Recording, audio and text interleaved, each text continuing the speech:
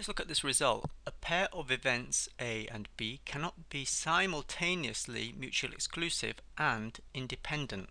What does that mean? Well, it means that supposing the probabilities of the individual events are bigger than 0, then if A and B are mutually exclusive, they can't be independent. If A and B are independent, they can't be mutually exclusive. These two concepts are often confused by students when they first start out in studying statistics. So we're going to do two things. One is go over the definition of these two things for the case we're dealing with two events today. Then we're going to look at an example so that we can talk about these concepts. Thirdly, we're going to show these two very important results. Okay, so two events A, B are mutually exclusive. Another word for that is disjoint. You've seen some textbooks that use that. If the set A and B is empty. Another way to write this is that A and B equals, and then we write this symbol, that says that it's empty, it doesn't contain anything. In other words, another way to write this, just try to understand this, is A and B equals, this curly brackets contains all the elements in that set. That's it, doesn't contain anything, it's just empty. Next, two events A, B are independent or statistically independent if the probability of A and B equals probability of A times probability of B. That's very technical, and that's just the condition, right?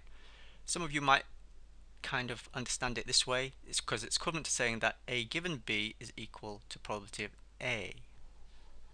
The interpretation of this is that the chance of occurrence of B does not affect the chance of occurrence of A. Likewise, I could have said this is equivalent to probability of B given A equals probability of B. Look at this condition, guys. This is equivalent to this so long as probability of B, given that this event has occurred, is bigger than 0. You know, in textbooks they say that the conditional probability of A given B is not defined when the probability of B is 0. So we'll leave it there because that's getting on to technical grounds. This first expression is easier to generalize when we're dealing with more than two events, and it also deals with a case where we've got probabilities of zeros for these. Let's just step back a bit, guys. Mutually exclusive independence. So mutually exclusive, if you look at the statement there, that's to do with members of a set. There's no mention of probabilities here, whereas when we talk about independence, it's a probability statement. Next thing is that if this is the empty set, we can say then this implies that probability of A and B is 0. Because some of you guys think of that as saying that A and B can't happen. Indeed, there is a result, and you just close your ears here if you don't want to hear this, right here, that probability empty set is 0. So let's now look at an example to compare the two concepts. Let A be the outcome that a throw of a die is 2, and B be the outcome that a flip of a coin is head. Now A and B, are they independent? Think about it, it's not mathematical here. Answer is yes, because you know the outcome of one does not affect the outcome of the other. That's how you think about it. But are they mutually exclusive? The answer is no, because to say it's mutually exclusive is that you can't have A happening and B happening. Well, you can have A and B happening, because my experiment here consists of two actions: throw of a die and a flip of a coin. So I've got to get something from the die, and I've got to get something from a coin. So it's possible that A and B can happen.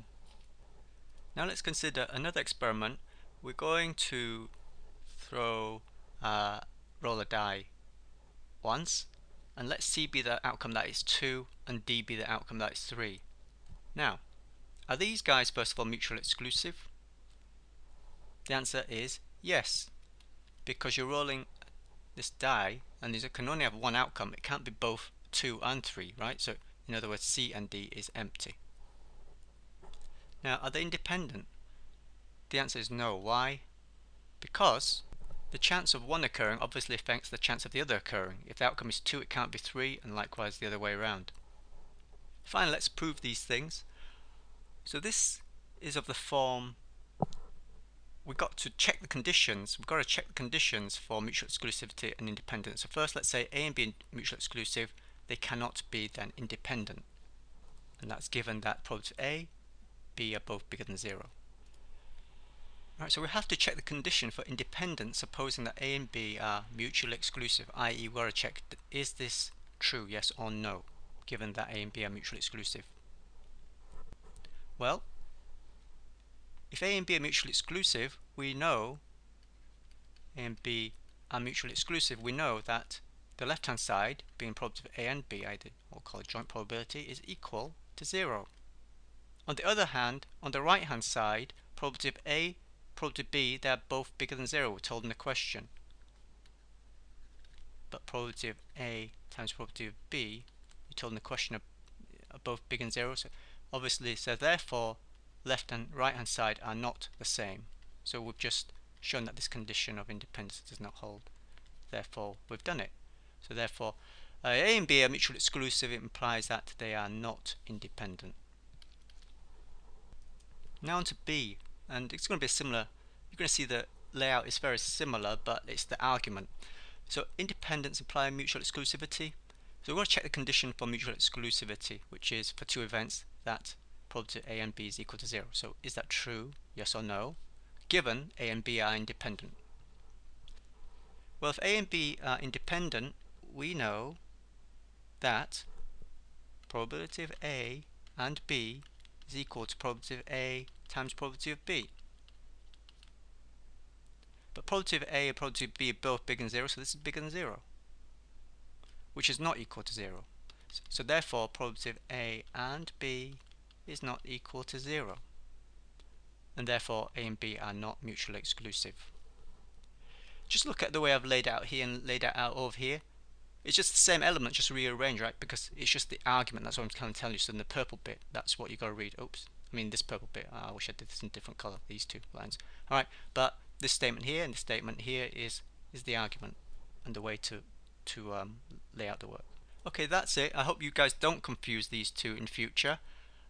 Always carry around a simple example in your head, and that way it's helpful to kind of distinguish between the two. Okay guys, like, comment, share.